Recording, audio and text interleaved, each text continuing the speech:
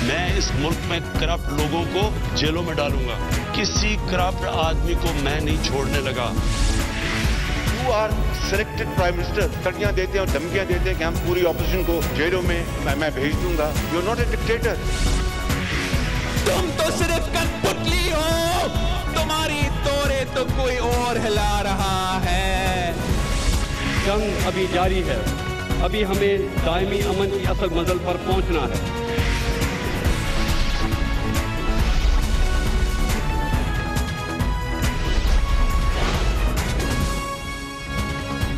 آپ دیکھ رہے ہیں خبروں، تبصروں اور تجزیات پر مبنی پاکستان کا سب سے معتبر نیوز شو دنیا، کامران خان کے ساتھ. السلام علیکم، میں ہوں کامران خان. آج سپریم کورٹ آف پاکستان میں احتساب عدالت کے جج Arshad Malik video scandal case کی باقاعدہ سماعت شروع گئی. بہت اہم کیس ہے.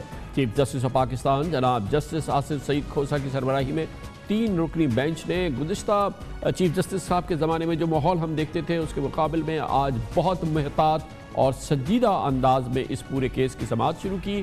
ججز کے نہ سخت ریمارکس سنائی دیے، نہ مشکل استفسار کیے گئے اور نہ ہی غیر محتاط آبزرویشن ہمیں کہیں سے نظر آئی. بہت ہی سنجیدہ اور بہت ہی محتاط سماعت تھی جو آج سپریم کورٹ آف پاکستان میں اس انتہائی اہم معاملے کے حوالے سے شروع ہوئی. چیف جسٹس جناب آصف سعید کھوسہ نے سماعت 1 ہفتے کے لیے ملتوی کرتے ہوئے اٹارنی جنرل انور منصور خان سے تجاویز طلب کی ہیں. چیف جسٹس کا کہنا ہے کہ اٹارنی جنرل ان دنوں عالمی عدالت انصاف ایک کمیشن کیس کے حوالے سے بیرون ملک میں ہیں. 23 جولائی کو اگلی سماعت پر جناب انور منصور خان اس کیس میں سپریم کورٹ آف پاکستان کی معاونت کریں. جج ارشد ملک کی ویڈیو سے متعلق 3 مختلف درخواستوں کی آج سماعت کرتے ہوئے جناب جسٹس آصف سعید کھوسہ نے ریمارکس دیے کہ اصل معاملہ عدلیہ کی ساکھ اور اعتماد کا ہے. لوگوں کو عدلیہ پر اعتماد نہیں ہوگا تو انصاف کیسے ہوگا. درخواست گزار کے وکلاء نے استدعا کی کہ جج ارشد ملک کی ویڈیو کے حوالے سے دھوس، دھمکی اور بلیک میلنگ کے سنگین الزامات ہیں. انکوائری ہونی چاہیے، ایک کمیشن بننا چاہیے، بے شک کمیشن ایک ہی رکن کا کیوں نہ ہو. اس پر چیف جسٹس نے ریمارکس دیے کہ ہمیں ہدایت دینے کی ضرورت نہیں ہے. تحقیقات کیسے ہو، عدلیہ سے از خود نوٹس لینے کا مطالبہ کرنا درست نہیں. اگر کسی کے کہنے پر از خود نوٹس لیں گے تو وہ نوٹس از خود کیسے ہوگا. چیف جسٹس نے استفسار کیا کہ لوگوں کے کہنے پر کوئی کام کریں گے تو کیا ہم آزاد ہوں گے. ہمارے سامنا مسئلہ اور ہے اور یہ معاملہ کس کو اور کب دیکھنا ہے. چیف جسٹس نے کہا اس میں کوئی شک نہیں کہ اس معاملے میں غیر معمولی باتیں بھی ہیں، لیکن یہ معاملہ پہلی ہائی کورٹ میں زیر سماعت ہے. اس موقع پر بینچ کے رکن جناب جسٹس عمر اطہر بندیال نے ریمارکس دیے کہ ہر روز اس معاملے سے متعلق معاملات آ رہی ہیں. اس گرد کو اب بیٹھ جانا چاہیے. ہم ایسی تجویز چاہتے ہیں جس سے جذبات کے بغیر فیصلہ کیا جا سکے.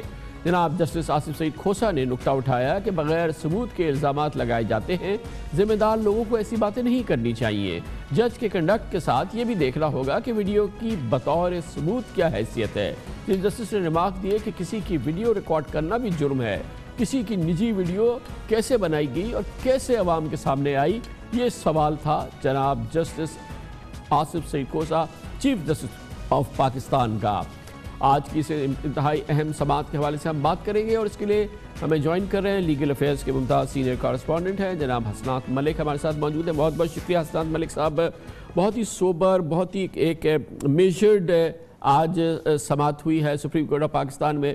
وہ جو ہم منظر دیکھا کرتے تھے، جو ریمارکس ہم جسٹس ثاقب نثار کی عدالت میں عموماً ان کیسز کے حوالے سے سنتے تھے، یہ بالکل ایک ڈیفرنٹ سچویشن تھی اور بہت ہی محتاط پورا ماحول ہم نے دیکھا سپریم کورٹ میں.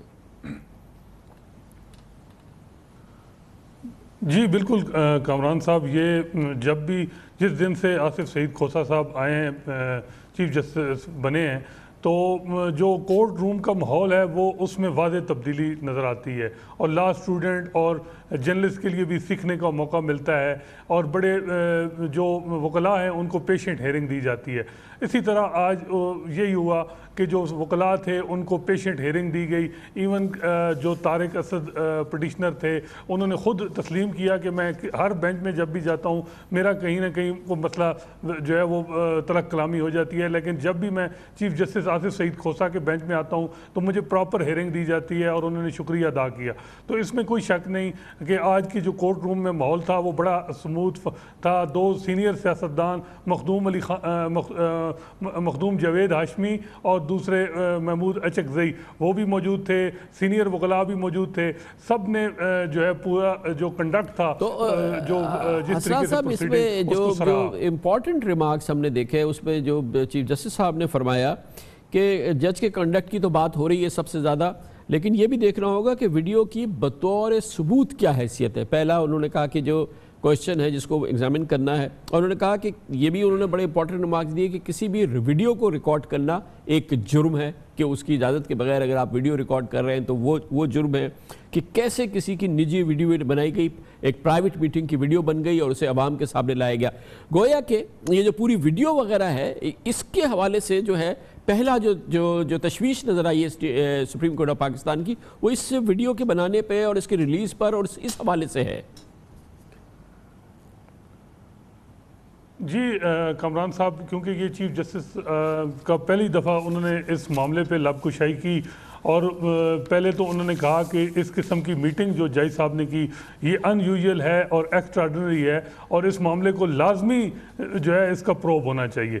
دوسرا انہوں نے سوال یہ پوز کیے ہیں کہ کیا اس سے سائبر جو لا ہے وہ وائلیٹ ہوتا ہے, کیا پرائیویسی لا جو ہے وہ بھی وائلیٹ ہوگا, کیا ہم اگر یہ جو اس کی ریلیونسی ہے کہ کیا جو اگر یہ جینوئن ہے ویڈیو تو یہ ریلیونٹ کتنی ہے, اگر یہ ریلیونٹ ہے تو اس کے بعد ٹرائل پہ کیا افیکٹ ہوتا ہے, کیا یہ ٹرائل پورا ری ٹرائل کے لیے دوبارہ معاملہ جائے گا یا صرف ری ججمنٹ یعنی دوبارہ ججمنٹ لکھنے کے لیے اور آرگومنٹ کر کے پھر اس طرف جائے گا. تو سارے سوالات انہوں نے مختلف قسم کے پوز کیے, اور یہی اٹارنی جنرل کو کہا کہ ان معاملات پہ جو ہے آپ اسسٹ کریں اگلی ہیئرنگ میں. بہت شکریہ جناب حسنات ملک ہمارے ساتھ موجود تھے. اس موضوع میں مزید بات کرتے ہیں, اور اب اس کے لیے ہمیں جوائن کر رہے ہیں پاکستان کے ممتاز سینئر قانون دان سابق صدر سپریم کورٹ بار ایسوسی ایشن جناب حامد خان ہمارے ساتھ موجود ہیں. بہت شکریہ خان صاحب. آج سپریم کورٹ میں سماعت ہوئی ہے اور اس کی بگننگ ہوئی ہے, اور آج کی جو سماعت سے جو اس معاملے کا سمت لگتی ہے وہ آپ کچھ ڈیٹرمن کر سکتے ہیں کہ کس طرف یہ کیس بڑھتا نظر آ رہا ہے؟ سپریم کورٹ کے پاس آلریڈی آ گیا ہے کیس, اور سپریم کورٹ نے اس کا نوٹس لے لیا ہے. 23 تاریخ ڈال دی ہے, اس دن اٹارنی جنرل کو انہوں نے بلا لیا ہے. اب اس کے بعد سپریم کورٹ نے اس کو دیکھنا ہے کہ آیا جوڈیشل سائڈ پہ اس کو کنسیڈر کریں گے یا ایڈمنسٹریٹو سائڈ پہ. ایڈمنسٹریٹو سائڈ پہ اگر ہوا تو پھر وہ لاہور ہائی کورٹ کے ذمے ہوگا, کیونکہ یہ جج صاحب جو تھے وہ لاہور ہائی کورٹ کے ماتحت تھے, اور کوئی بھی اگر کوئی ان کے خلاف ایڈمنسٹریٹو ایکشن ہونا ہے یا مس کانڈکٹ کا کوئی ایکشن ہونا ہے تو وہ تو لاہور ہائی کورٹ ہی کر سکے گا. تو پھر اس صورت میں لاہور ہائی کورٹ کے سپرد کر دیا جائے گا. کیسا آپ کو نوعیت کیا لگتی ہے اس کیس کی؟ دیکھیے بات یہ ہے کہ جو ویڈیوز آئی ہیں اور اس سے بڑھ کر جو اہم چیز ہے جو جج صاحب کا ایفیڈیوٹ آیا ہے, اس سے تو بڑی عجیب سی صورتحال سامنے آئی ہے. سمجھ نہیں آ رہا کہ یہ صاحب کس کو فیور کرنا چاہتے ہیں جو اس سٹیج پر اس قسم کے ایفیڈیوٹ بھی دیتے پھر رہے ہیں. تو بظاہر تو لگتا ہے جیسے کہ وہ جو ہے نواز شریف صاحب کو یا جن کا انہوں نے ٹرائل کیا اور سزا دی ہے ان کو یہ ہیلپ کرنا چاہتے ہیں, تب ہی وہ ایک قسم کا کنفیوژن پھیلا دیا ہے انہوں نے.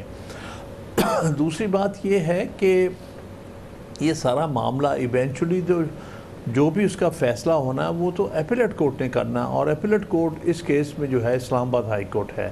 اس لیے آخرکار یہ معاملہ جہاں تک کیس کی نوعیت کا تعلق ہے, مس کانڈکٹ سے ریلیٹڈ اگر کوئی معاملہ ہے وہ تو لاہور ہائی کورٹ, کیونکہ جج صاحب کی جو ہے ان کی کنٹرولنگ کورٹ تھی تو وہ کرے گی. لیکن جہاں تک جوڈیشل سائڈ پر یہ فیصلہ جو سزا کے خلاف اپیل پینڈنگ ہے وہ فیصلہ اسلام آباد ہائی کورٹ نے کرنا ہے, اور وہ سارا ایویڈنس دیکھ کے اور یہ بھی جو مٹیریل ان کے سامنے آئے گا اس کو دیکھ کے کریں گے. تو اچھا, یہ تو آپ نے صرف اسپیسیفک جو ویڈیو ٹیپ جج صاحب کے جو ریمارکس اور ان کا ایفیڈیوٹ وغیرہ اس کی بات کی ہے. اوور آل اس کیس کی کیا اہمیت ہے عدلیہ کے وقار کے لحاظ سے, ججز کی کنڈکٹ کے لحاظ سے, جو اوور آل جو عدلیہ کا جو ایک امیج ہے اس حوالے سے, اور انصاف کا جو نظام انصاف کا امیج ہے اس حوالے سے اس کیس کی کیا اہمیت ہے؟ دیکھیے इस केस की अहमियत तो इतनी होनी नहीं चाहिए थी। कई केसेस में बाहर सूरत, चूँकि यहाँ पर एक्यूज़ एक बहुत अहम आदमी है, तो इसलिए इसकी इतनी बड़ी आप समझिएगा कि हाई प्रोफाइल है। वरना नॉर्मली केसेस तो बड़े सारे होते रहते हैं, उनके फ़ैसले होते रहते हैं।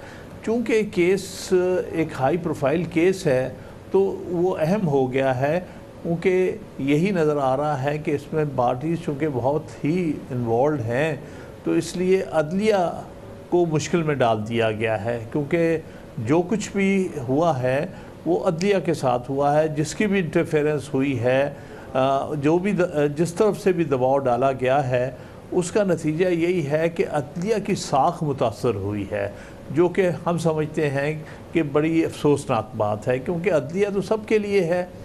अदलिया अगर किसी तौर पर भी उसकी साख मुतासर होती है या कमज़ोर पड़ती है, उसका नाम उसका जो है असर वो सारे मुल्क पर पड़ेगा, और वो अच्छी बात नहीं है। बहुत बहुत शुक्रिया जनाब हामिद खान हमारे साथ मौजूद थे। कमर्शियल ब्रेक, उसके बाद हम जिक्र करते हैं इस प्रोग्राम में कराची का रोना हम रोते रहते हैं। कराची का जो हशर हुकूमत सिंध के हाथों हो रहा है वो हम आपके सामने पेश करते रहते हैं। अब वर्ल्ड बैंक ने एक बड़ी तफसीली रिपोर्ट जारी की है उस मामले के हवाले से जिसका जिक्र इस प्रोग्राम में बहुत हुआ है। कराची में पब्लिक ट्रांसपोर्ट नाम की कोई चीज़ नहीं है।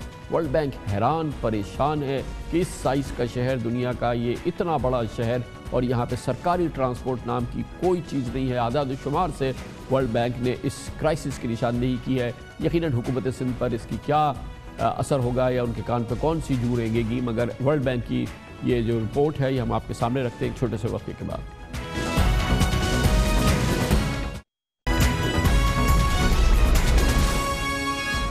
पाकिस्तान के बिजनेस कैपिटल और हुकूमत के ख़जाने में तकरीबन 65% और सिंध के ख़जाने में तकरीबन 90-95% कंट्रीब्यूट करने वाला ये पाकिस्तान का बिजनेस कैपिटल, सबसे बड़ा शहर, दुनिया का सबसे ज़्यादा मजलूम शहर कहा जा सकता है अपने साइज़ के हवाले से। इसका रोना हम इस प्रोग्राम में मुसलसल रोते रहते हैं।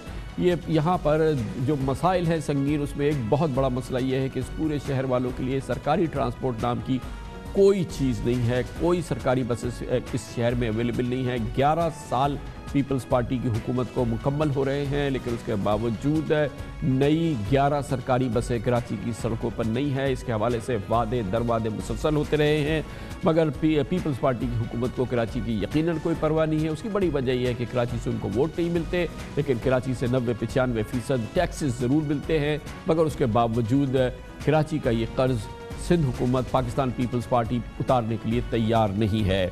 अब कराची जैसे मेगा सिटी में जो इस वक्त जो सूरत हाल है, इस हवाले से वर्ल्ड बैंक ने अपनी एक रिपोर्ट जारी की है, और जिसमें ख़ास तौर पे उन्होंने कहा है कि कराची वालों के लिए 45 कराची वालों को बस की एक सीट मैसर है। इस वक्त ये सूरत हाल है।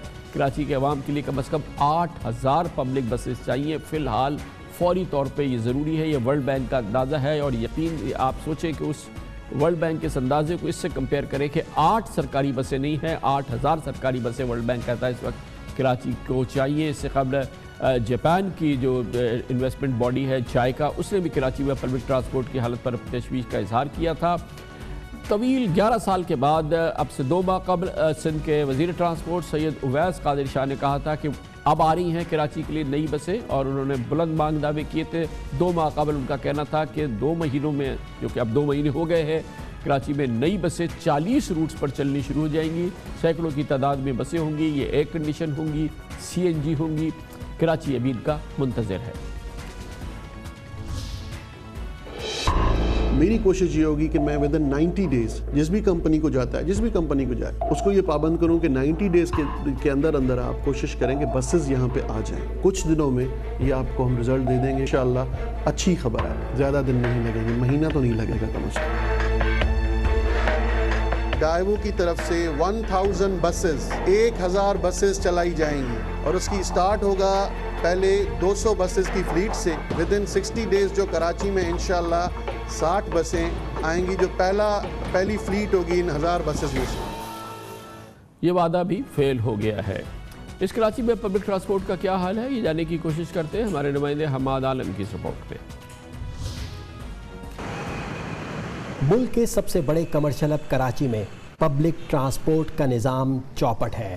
पोर्ट सिटी और तेज़ी से बढ़ती हुई आबादी वाला शहर होने के नाते जिद्दत आने के बजाय यहाँ अवामी ट्रांसपोर्ट के निज़ाम को रिवर्स गियर लग गया।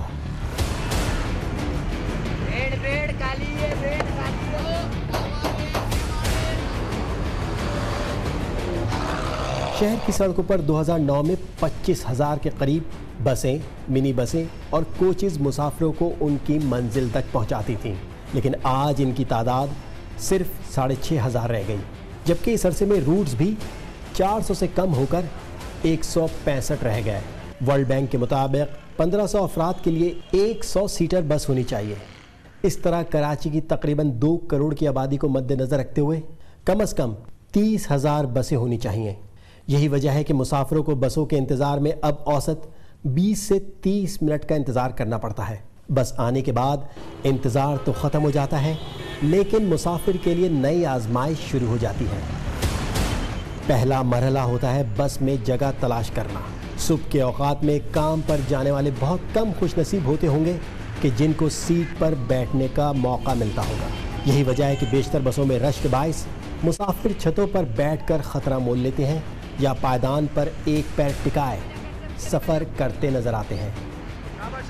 कहीं संभलते, कहीं धक्के और झटके खाते इस सफ़र का मुसाफिरों से 30 से 40 रुपए तक किराया वसूल किया जा रहा है। रूट्स कम होने के बायस आवाम को अक्सर घरों से दफ्तर या वापसी पर 2-2 बसें बदलना पड़ती हैं या सफ़र का कुछ हिस्सा चिंची रक्शे से पूरा करना पड़ता है। इस तरह रोज़ का लगभग 120 रुपए तो किराए की नज़र हो जाता है। बसों की हालत ज़ार भी सूबाई हुकूमत की तर्ज हुक्मरानी की उक्कासी करती नज़र आती है। खस्ता हालत, उधड़ी हुई सीटें, टूटे हुए शीशे, इसके अलावा उतरते चढ़ते किसी नट से दामन फटने या सर सरिये से टकराना तो मुसाफिरों के लिए रोज़ की बात है। अक्सर बसों में तो गैस सिलेंडर भी जुगाड़ से फिक्स किए हुए होते हैं, जो फिटनेस जांचने और सेफ्टी सर्टिफिकेट देने वालों की कारकर्दगी का जीता जागता सबूत है। स्कूल कॉलेज के तलबा हों, दफ्तर जाने वाले मर्द व ख़वातीन या दिहाड़ी वाले मजदूर, कराची के निज़ाम ट्रांसपोर्ट की खस्ता हाली पर सब बेबस हो चुके हैं और हुकूमत बेहिस नज़र आती है। इस दर्दनाक मौजू पर मज़ीद बात करते हैं। उसके लिए हमें ज्वाइन कर रहे हैं कराची के हुकूक के लिए हमेशा आवाज़ उठाते रहे सिटीजन राइट एक्टिविस्ट हैं, कराची के साबिक एडमिनिस्ट्रेटर फ़हीम ज़मान खान हमारे साथ मौजूद हैं। बहुत बहुत शुक्रिया फ़हीम साहब। आप बताइएगा, दुनिया के बड़े शहरों में, जो कि हम फर्स्ट वर्ल्ड के शहर नहीं बात कर रहे, हमारे जैसे मुल्कों के जो बड़े बड़े शहर हैं, वहाँ पब्लिक ट्रांसपोर्ट का निज़ाम कैसे चलता है? इस साइज़ के शहरों के लिए वहाँ की हुकूमतों ने, शहरी हुकूमतों ने उसके लिए क्या निज़ाम राइज किया है, किस तरीके से चलता है? कामरान साहब, आपका बहुत शुक्रिया, आपने प्रोग्राम में मुझे शामिल किया।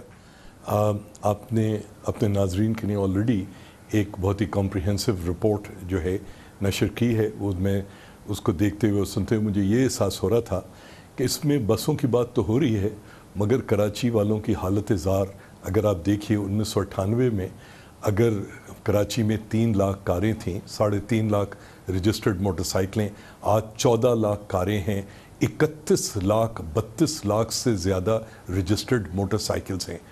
ये बेसिकली अवामुन्नास का, कराची वालों का जो कॉन्फिडेंस है हुकूमत में, हुक्मरानों में, ये उसकी दलील है कि कितना कम रह गया है। लोग, ये जो आप 6,000 बसों की बात कर रहे हैं, ये 6,000 बसें तो मर के भी कराची की ज़रूरत पूरी नहीं कर सकती। ऑल्सो आप जिन 6,000 बसों की बात कर रहे हैं, पहले ये रूट्स पे चला करती थी, अब ये ज़्यादातर बसें फैक्ट्रियों और कंपनियों के कॉन्ट्रैक्ट में चलती हैं।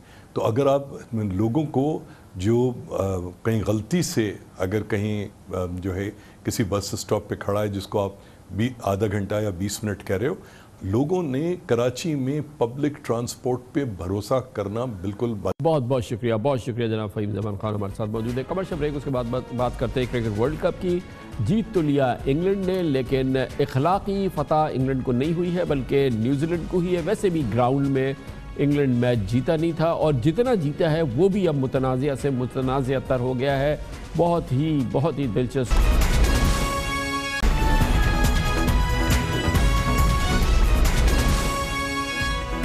आप देख रहे हैं खबरों, तबसरों और तज्जियात पर मबनी पाकिस्तान का सबसे मोतबर न्यूज शो दुनिया, कामरान खान के साथ।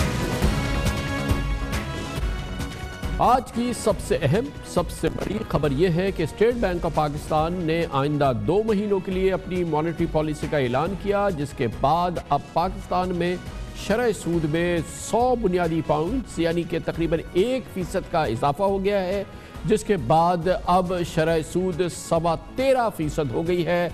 यकीनन ये एक इंतहाई मुश्किल सूरत हाल है जिसका इजहार हुआ है, और इसका मतलब ये है कि इसके असरात होंगे कारोबार पर, सनतों पर, नए रोज़गार पर। मगर उसके साथ ही आज गवर्नर स्टेट बैंक डॉक्टर रज़ा बाकर, जिन्होंने कि आज इस मॉनेटरी पॉलिसी का खुद ऐलान किया, मीडिया का सामना किया, उसके साथ ही उन्होंने कहा कि ये यकीनन एक ज़रूर नाखुशगवार ख़बर होगी, लेकिन उसके साथ ही खुशगवार पहलू ये है कि पाकिस्तान में ये शरह सूद जो कि इस वक्त काफ़ी ऊंची सतह पर पहुंच गया है, ये शायद अपनी टॉप लेवल पर जो कि इसकी मतलूबा हद हो सकती थी मौजूदा सूरत हाल के मुताबिक उस हद तक पहुंच गया है, और शायद अब इसमें मज़ीद इजाफे की गुंजाइश ना हो या ज़रूरत ना पड़े अगर कोई बड़ा कदम नहीं होता, अगर कोई बड़ी डेवलपमेंट, मनफी डेवलपमेंट नहीं होती। गोया कि इस बुरी खबर के साथ ये अच्छी खबर आज मौजूद थी। उन्होंने कहा कि शरह सूद को बढ़ाने की मुख्तलिफ वजूहात हैं, जिनमें सबसे अहम वजह यह है कि रुपए की कदर गिरने की वजह से महंगाई में इजाफा हुआ है। बजट में होने वाले इक़दामात, बिजली की कीमतें बढ़ने, गैस की कीमतें बढ़ने से महंगाई में इजाफा हुआ है, उसने सबसे ज़्यादा कंट्रीब्यूट किया है महंगाई के जो मजमूई सूरत हाल में इजाफे से, और इसी ने कंट्रीब्यूट किया है, मजबूर किया है स्टेट बैंक ने उसकी मॉनेटरी पॉलिसी कमेटी को कि वो मज़ीद शरह सूद में 1% इजाफा कर दे। मगर ये इजाफा और इसके हवाले से मुस्तकबिल की सूरत हाल के बारे में डॉक्टर रज़ा बाकर का वाज़ेह तौर पर यह इशारा था। यकीनन गवर्नर स्टेट बैंक की हैसियत से वो इस सिलसिले में कोई दो टोक ऐलान तो नहीं कर सकते, लेकिन उनका वाज़ेह इशारा था कि रुपए की कदर के हवाले से जो कि एक बड़ी तशवीश है कि रुपया कहाँ जाके ठहरेगा, मोर और लेस हम अपनी जगह पे पहुंच चुके हैं। और अब एक और मामला जो शरह सूद के हवाले से था, वो भी उनका कहना ये था कि मोर और लेस ठीक हो चुकी है, और उनका बल्कि इशारा ये था कि इंशाअल्लाह आइंदा 6 महीनों के बाद से सूरत हाल में बेहतरी आएगी, जिसके बाद इस इम्कान को रद्द नहीं किया जा सकता कि दरअसल शरह सूद में कमी आनी शुरू हो जाएगी। हमने जो अपनी इन्फ्लेशन प्रोजेक्शन को अपडेट किया है, तो वो प्रोजेक्शन इस फिस्कल ईयर के लिए अब हमारी रेंज है 11 to 12%। 11 to 12% is our forecast for average inflation for this fiscal year. लेकिन हमारी प्रोजेक्शन ये है कि फिस्कल ईयर के सेकेंड हाफ में जो इन्फ्लेशन रेट है वो कम होएगा, और जो अगला फिस्कल साल है जो जून 2020 में शुरू होगा, उसमें हमारी ये प्रोजेक्शन है कि इन्फ्लेशन काफ़ी हद तक नीचे आएगी। There will be a noticeable decrease in inflation in fiscal year 21 because ये जो वन टाइम इफ़ेक्ट्स हैं, इन जो इन्फ्लेशन जिन्होंने इन्फ्लेशन को बढ़ाया है वो इसमें से निकल जाएंगे। अगर अगले कुछ महीनों में डेटा ऐसा आता है कि डिमांड और सॉफन कर रही है और एक्टिविटी कम हो रही है, तो that will be A factor for considering easing monetary conditions। और अगर लोगों ने तलब नहीं दिखाई, तलब कम होती गई, तो शायद इंटरेस्ट रेट उससे पहले भी कम हो सकता है। सबसे खुशगवार पहलू मेरे नज़दीक इस पूरी कड़वी खबर के पीछे ये है कि स्टेट बैंक ऑफ पाकिस्तान का एक नया किरदार सामने आ रहा है। गवर्नर स्टेट बैंक की हैसियत से जो कि नए गवर्नर स्टेट बैंक हैं डॉक्टर रज़ा बाकर ने एक नई रिवायत डाली है। वो अप फ्रंट सामने आ रहे हैं, स्टेक होल्डर्स को खुद मिल रहे हैं, खुद उनको समझा रहे हैं, मीडिया से इंटरेक्शन कर रहे हैं। आज भी इस स्टेटमेंट के बाद उन्होंने स्टॉक मार्केट के जो सीनियर एनालिस्ट हैं उनके साथ एक बड़ी खुशगवार नशिस्त रखी, उसका मुझे बहुत ही पॉजिटिव फीडबैक आया है। एक अच्छी खबर वो दे रहे हैं और एक खुशगवार माहौल की आगे जाके वो नवीद सुना रहे हैं, और इस तरह से जो कांस्टेंट उनका इंटरेक्शन है वो बहुत पॉजिटिव है इस पूरे माहौल के हवाले से। और इसीलिए गो कि ये एक बड़ी ही इस वक्त नाखुशगवार कैफियत है। किसी भी सूरत में 13.25% का इंटरेस्ट रेट जो है वो माशी माहौल के लिए, कारोबारी माहौल के लिए बिल्कुल किसी सूरत में साजगार नहीं है, क्योंकि इस वक्त हमारे खित्ते में शरह सूद जो है उसका हमसे अब बहुत कम, हम बहुत आगे उससे निकल गए हैं। भारत में शरह सूद इस वक्त 5.75% है, बांग्लादेश में 6% है, चीन में 4.35%, मलेशिया में 3.25%, सऊदी अरेबिया में 3% और यूएई में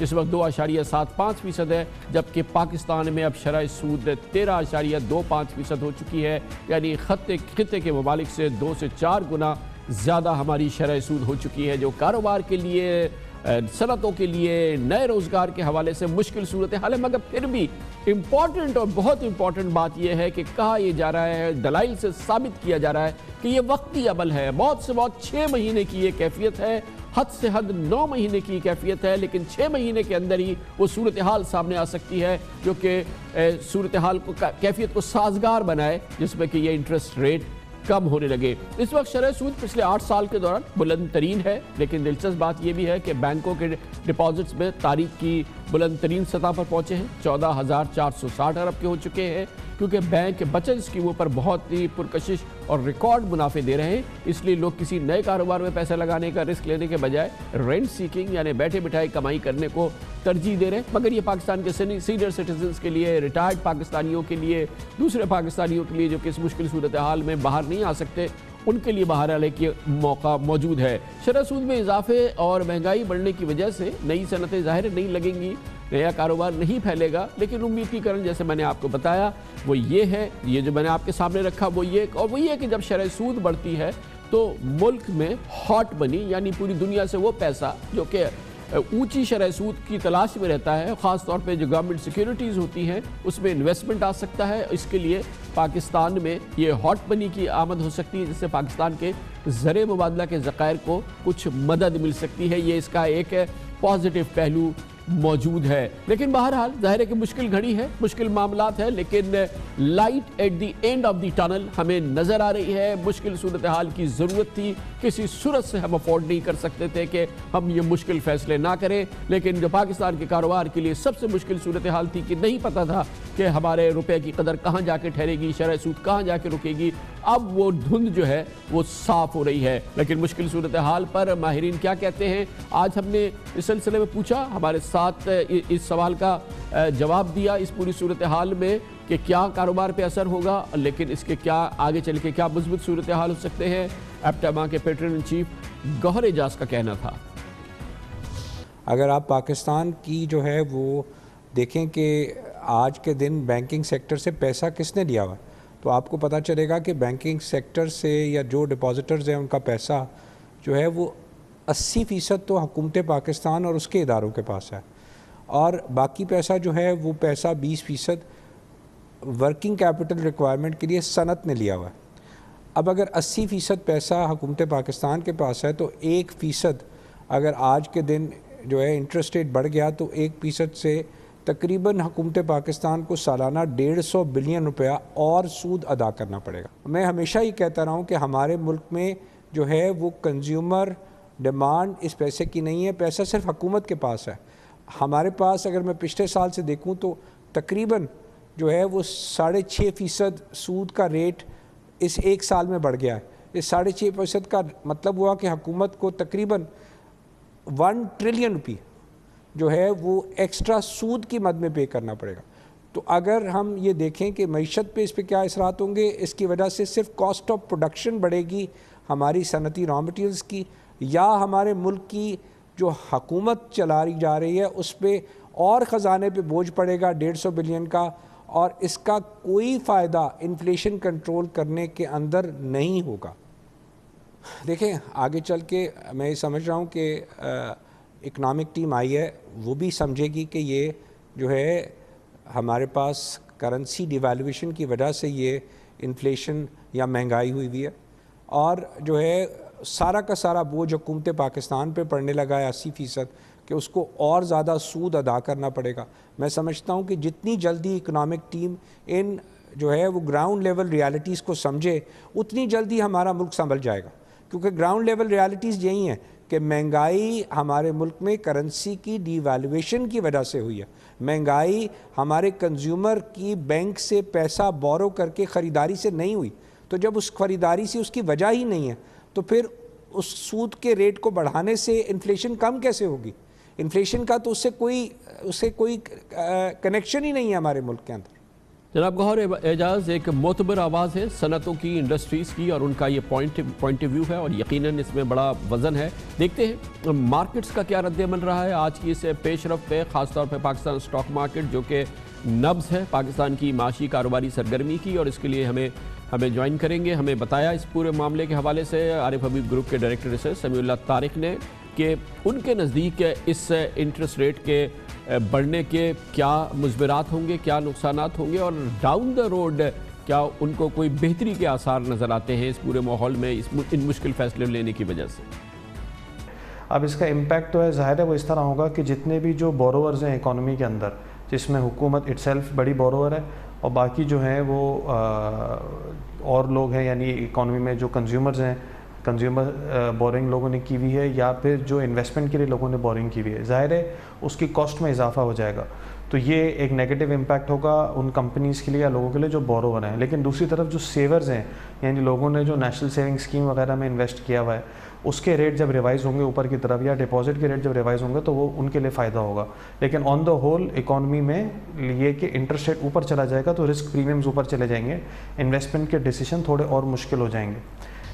जो इन्फ्लेशन की जो फोरकास्ट जो IMF ने दी हुई है वो 13% के लगभग है। स्टेट बैंक ने ख़ुद जो फोरकास्ट दी है, जो उनकी अपनी प्रेडिक्शन है, वो 11 से 12% की है।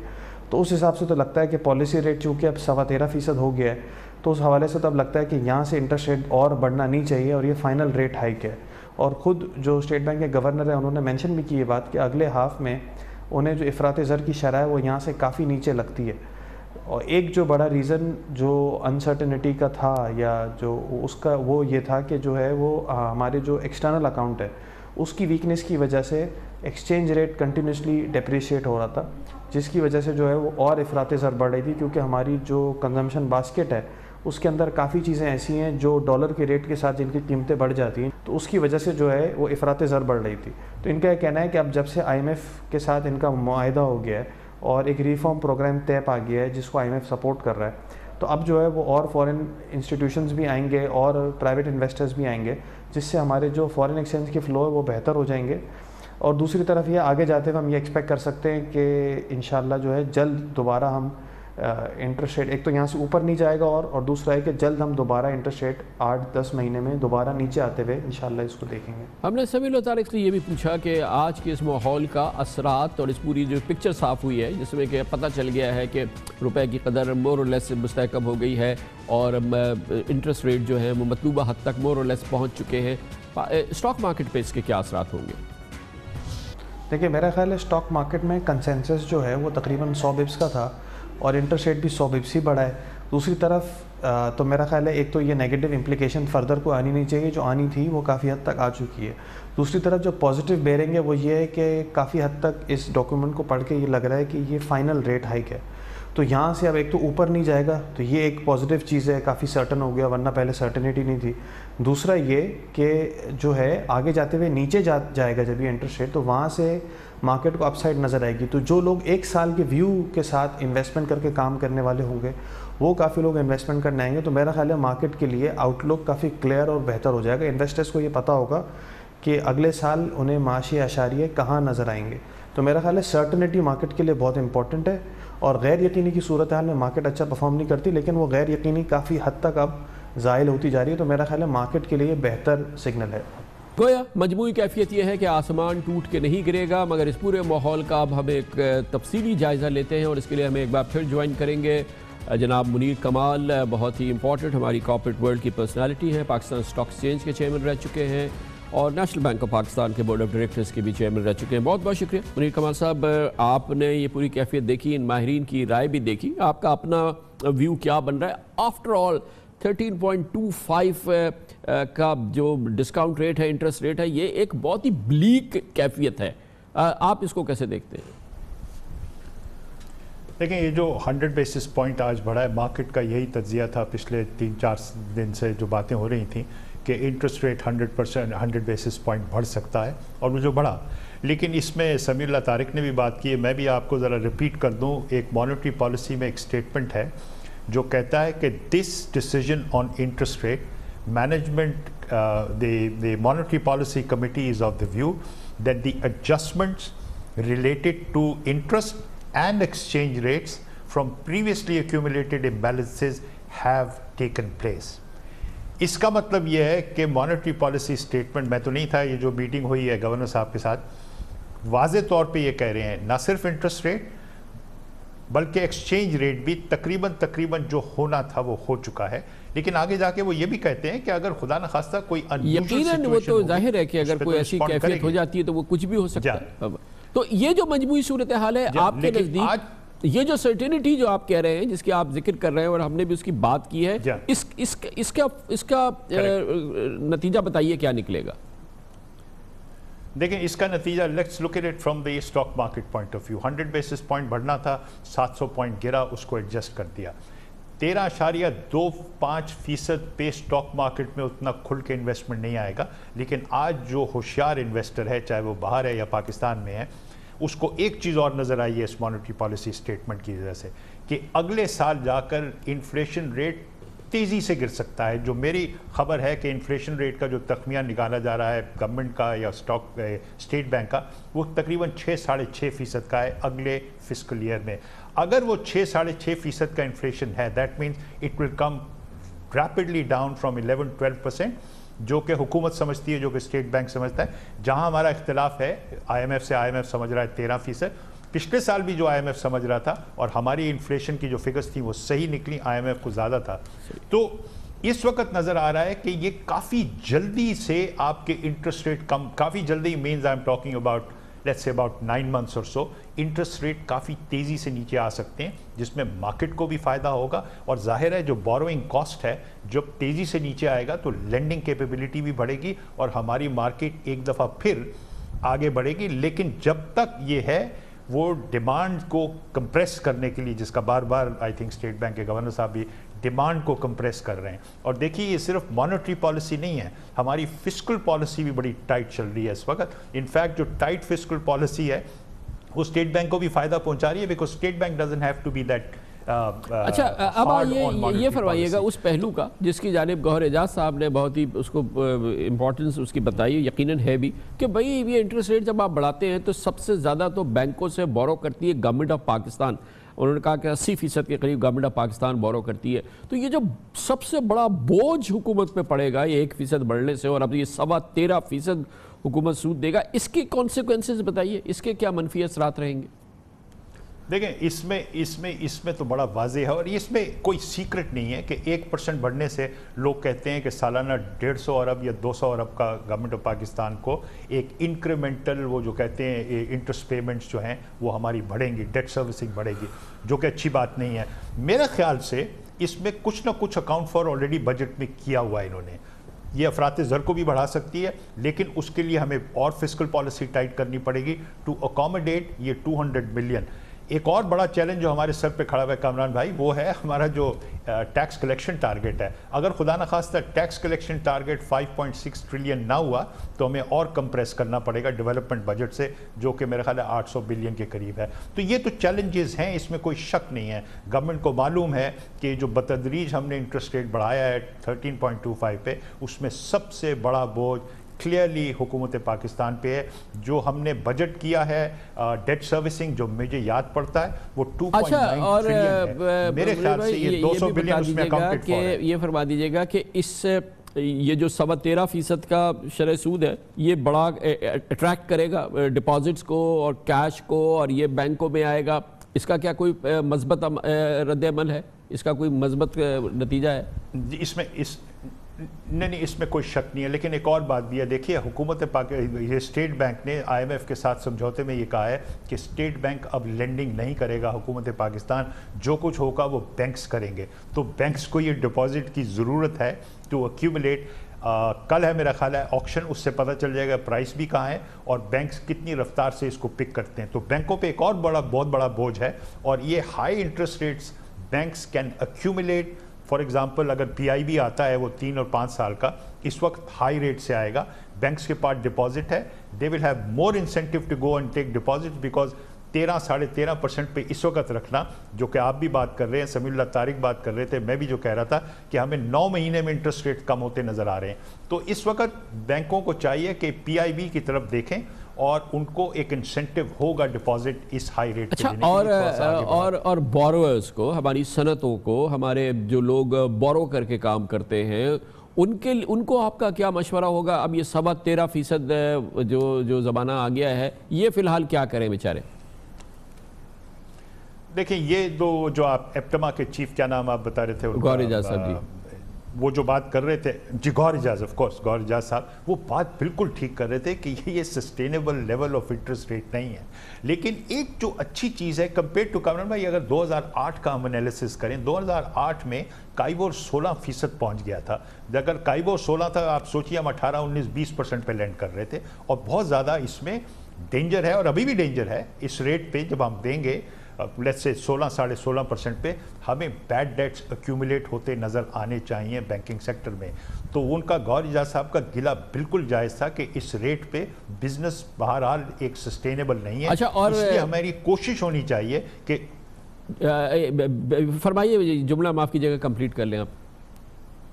جی, میں یہ کہہ رہا ہوں کہ ہمیں یہ کوشش کرنی چاہیے, اور یہ جیسے کہ گورنر صاحب نے بڑے پازیٹیولی بتایا کہ وہ تیزی سے انٹرسٹ ریٹ اور انفلیشن کم ہوتے نظر آ رہے ہیں, جس سے انٹرسٹ ریٹ کم ہوگا. اللہ کرے یہ 6 سے 9 مہینے میں تھوڑا کم ہونا شروع ہو جائے, اور ہماری پالیسیز جو اس وقت سخت ہیں وہ کامیاب نظر آئیں. لیکن اگر یہ لانگ ٹرم میں اسی ریٹ پہ, اور یہ بینکاری کا آپ کا بڑا وسیع تجربہ ہے, وہ بزنس کے لیے ٹھیک نہیں ہے. منیر کمال صاحب, یہ فرمائیے گا کہ جب 13.5% یہ شرح سود ہو گئی ہے, تو ایک خطرہ مجھے یہ بتایا جا رہا ہے کہ نان پرفارمنگ لونز بینک کے بڑھ سکتے ہیں, ڈیلنکوینسیز آ سکتی ہیں, بینکوں پہ بوجھ آ سکتا ہے. اس خطرے کا تھوڑا انالیسس کرے جا رہے کہ اسٹیٹ بینک کو بھی دیکھنا ہوگا کہ یہ بیچارے جن لوگوں نے 7% پہ لیا تھا, وہ 13.5% پہ ان کو فائنینشیل کاسٹ ان کی ہو گئی ہے, تو اس کے کیا نیگیٹو اثرات آئیں گے؟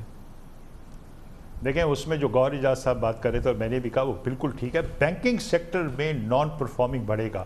دا گڈ نیوز از کہ اس وقت بینکنگ سیکٹر میں نان پرفارمنگ اتنے زیادہ نہیں ہے, کیونکہ ہم نے لینڈنگ بہت کم کی ہوئی تھی, زیادہ تر گورنمنٹ ڈیٹ میں جا رہا تھا. اس وقت ایک اور جو ایشو ہے جو کہ پازیٹیو سائڈ ہے, کامران بھائی, ہماری بزنسز اتنی لیوریجڈ ہے نہیں جتنی 2008 میں تھی, اس کا میجر امپیکٹ آیا تھا. تو نان پرفارمنگ تو بڑھے گا, لیکن میرا خیال ہے جس طریقے سے پروفیٹیبلٹی مینٹین کی جا سکتی ہے بینک کی, وہ سسٹینیبل ہوگا. چھوٹے بینکوں کو زیادہ تکلیف ہوگی, بڑے بینک میرا خیال ہے اس کو سہ جائیں گے. کوئی بہت زیادہ نان پرفارمنگ نہیں ہوں گے, لیکن ہمیں ایکسپیکٹ کرنا چاہیے کہ نان پرفارمنگ ابھی اس جو آج پوزیشن ہے اس سے زیادہ بڑھیں گے, اس میں کوئی شک نہیں ہے. بزنسز مائٹ فیل آلسو, ڈیلے کریں گے اپنی payments, interest rate payment delay ہوگی. تو یہ تو ایک ہے. اگلے سال 2 سال اس معاملے میں تو بینکس کو اپنی, اور I am sure banks must بھی اپنی رسک مینجمنٹ پالیسیز ابھی سخت کرنا شروع کر دی ہوں گی انہوں نے آلریڈی. بہت بہت شکریہ جناب منیر کمال, ہمارے ساتھ سیر حاصل تجزیہ کر رہے تھے. آج پاکستان میں ریکارڈ ایک بہت ہی سیریس سچویشن ہوئی ہے, 13.5% تک شرح سود پہنچ گیا ہے, لیکن light at the end of the tunnel ہے اور اس کی ٹھوس وجوہات ہیں. اس کا مطلب ہے یہ صورتحال وقتی ہے. خبر سے بریک اس صورتحال کی بات کرتے ہیں جو کہ کلی ہے, یعنی کہ مسلسل قائم ہے اور ہماری معیشت کو جھوک کی طرح سے کھا رہی ہے, جو کہ ہماری معیشت پہ کینسر ہے. اس میں 2-3 معاملات میں ایک اور بڑا اہم معاملہ ہے, وہ نجی بجلی گھر یعنی IPPs ہے, جن کو ہم کیپیسٹی پیمنٹس کرتے ہیں, اور وہ پیمنٹس کرتے ہیں, وہ شرح منافع دیتے ہیں جو کہ دنیا میں کہیں جس کا تصور نہیں ہے, اور وہ بھی اس سے زیادہ ان کو اضافی ہم نے 950 ارب دے دیے گزشتہ سال. سینکڑوں ہزاروں ارب روپے کی پاکستان کی معیشت کو یہ خطرہ ہے, اور یہ مسلسل جاری ہے, اور پاکستان کی معیشت کا خون چوس رہا ہے یہ معاملہ. اس کی بات کرتے ہیں چھوٹے سے وقفے کے بعد. پاکستان کی معیشت کو جو مسائل ہیں یا جو بیماریاں ہیں, اور جو بدترین بیماریاں ہیں, ان میں سے ایک بیماری یہ ہے کہ پاکستان میں IPPs یعنی نجی بجلی بنانے کے یہ نجی کارخانے سالانہ اربوں روپے کا منافع نگل جاتے ہیں, اور اس قسم کا منافع دنیا میں شاید ہی کسی کاروبار میں اس لیول کے کاروبار میں موجود ہو جو پاکستان ان نجی بجلی کارخانوں کو دے رہا ہے. حیران کن بات ہے کہ قومی خزانے کو چونا لگانے کا یہ دھندا قانونی طور پر ہو رہا ہے, باقاعدہ حکومت کی گارنٹیز سے ہو رہا ہے, اور پاکستان میں پچھلی حکومتوں نے نہ جانے یہ جان بوجھ کر کیا یا پاکستان کے ساتھ اچھا کیا یا انتہائی ظلم کیا. IPP کے ساتھ सरासर घाटे का सौदा किया, आईपीपी के लिए सरासर मुनाफे का सौदा किया। इसलिए मईशत के गले का फंदा बनने वाले इन माहिदों पर अब नज़रसानी का वक्त आ गया है, क्योंकि ये माशी बका का सवाल है। पाकिस्तान अफोर्ड नहीं कर सकता इन निजी बिजली घरों को इस अंदाज के मुनाफे देने का। पिछले हफ्ते सेनेट की कायमा कमेटी के एक इजलास में बताया गया कि पिछले 10 साल में आईपीपीज़ को 400 अरब रुपए की आमदनी हुई थी, लेकिन उन्हें 956 अरब रुपए इजाफी देने पड़े, जिसकी वजह से निजी बिजली घरों को तकरीबन 1400 अरब रुपए का गुज़िश्ता साल मुनाफा हुआ है। ज़रा आप अंदाज़ा लगाइए कि हम किस किस्म के रकूम की बात कर रहे हैं। ये तकरीबन कोई 5-6 बिलियन डॉलर की हम बात कर रहे हैं सिर्फ एक साल में जो हमें नुकसान हुआ है। दरअसल साबका हुकूमतों ने बिजली घरों की कैपेसिटी पेमेंट्स की शर्त मान रखी थी, यानी हुकूमत आईपीपीज़ को बिजली पैदा करने की सलाहियत के मुताबिक अदायगी करने की पाबंद हो चुकी है, और इसके लिए हुकूमत पाकिस्तान ने अपनी गारंटी दी है, चाहे बिजली की ज़रूरत हो ना हो, चाहे पावर सिस्टम बिजली की तरसील और तकसीम की गुंजाइश रखे या ना रखे, और बिजली घर को उसकी कीमत अदा की जाएगी। यही वजह है कि कई आईपीपीज़ की बिजली इस्तेमाल की ज़रूरत नहीं होती, ना इस्तेमाल होती है, मगर उन्हें पूरी अदायगी ये गरीब मुल्क कर रहा है अपने ख़जाने से। मुसलसल ये अदायगियाँ होती हैं और ये सैकड़ों अरबों रुपए की अदायगियाँ हैं। हैरान कुन बात यह भी है कि नेपरा ने पिछले 8 साल के दौरान आईपीपी से डॉलर्स रेट पर सालाना 15 से 17% मुनाफे की मंजूरी दी है। इस वक्त दुनिया में बैंकों के जो कर्ज की शरह है वो 2 से 3% है, लेकिन हम डॉलर्स में 15 से 17% मुनाफे इन आईपीपीज़ को देते हैं, और इन माहिदों की मियाद हमने 25 साल तक रखी है। यानी कौमी खजाने से सैकड़ों अरबों रुपए निकले जा चुके हैं, और मज़ीद हज़ारों अरब रुपए हज़म होना बाकी हैं। पाकिस्तान की मैशत ये बोझ उठा ही नहीं सकती, इसके लिए फौरी तौर पे कुछ ना कुछ करना पड़ेगा। पाकिस्तान के कौमी खजाने पर विंड एनर्जी यानी कि जो रिन्यूएबल अब एनर्जीज आ रही हैं, हवा से बिजली बनाने के मंसूबों में भी अरबों रुपए हवा में ऑलरेडी उड़ चुके हैं। ये भी दुनिया में एक अजब तमाशा है जो पाकिस्तान में हो रहा है, क्योंकि दुनिया भर में विंड एनर्जी की औसतन नर्क अब 5 से 6 सेंट फी किलोवाट है, बल्कि इससे भी कम है। पाकिस्तान में एक कंपनी है जोर्लू एनर्जी प्राइवेट लिमिटेड के 56 मेगावाट प्लांट को 10 साल के लिए हमने 5.67 सेंट का रेट दिया है, लेकिन नेपरा की जानिब से 2013 से 2017 के दौरान 50 मेगावाट के बनने वाले 30 विंड पावर प्लांट्स को 10 साल के लिए औसतन हमने 12 सेंट्स का रेट दिया है, यानी कि जो मौजूदा रेट्स है उससे भी दुगने से ज़्यादा। एनर्जी एक्सपर्ट्स कहते हैं कि विंड एनर्जी के 10 साल के माहिदों की बुनियाद पर निजी बिजली घरों को कौमी खजाने से 77 करोड़ डॉलर यानी 123 अरब रुपए इजाफी दिए जा चुके हैं। इसमें ये 123 इजाफी अरब रुपए जा चुके हैं, जबकि 5 अरब 70 लाख डॉलर यानी तकरीबन 812 अरब रुपए हमें मजीद देने होंगे सिर्फ इन विंड एनर्जीज के प्रोजेक्ट को। बिजली के निजी प्रोजेक्ट को फ़ायदा पहुंचाने के हवाले से नेपरा पर एक इल्ज़ाम ये भी है कि नेपरा ने बिजली बनाने वाले सरकारी कंपनीज यानी जेनकोस को तो हीट रेट उसका वो ऑडिट करते हैं। ये एक बड़ा क्रिटिकल मामला है, लेकिन नेपरा का दोहरा मेयार ये है कि वो बिजली के निजी कारखाने यानी कि आईपीपीज़ का हीट रेट ऑडिट नहीं करता, जिसकी वजह से निजी कारखानों को इजाफी माली फ़वाइद मिलते हैं, और ये वही अरबों रुपए के फ़ायदे हैं जिसका कि हम आपसे जिक्र कर रहे थे।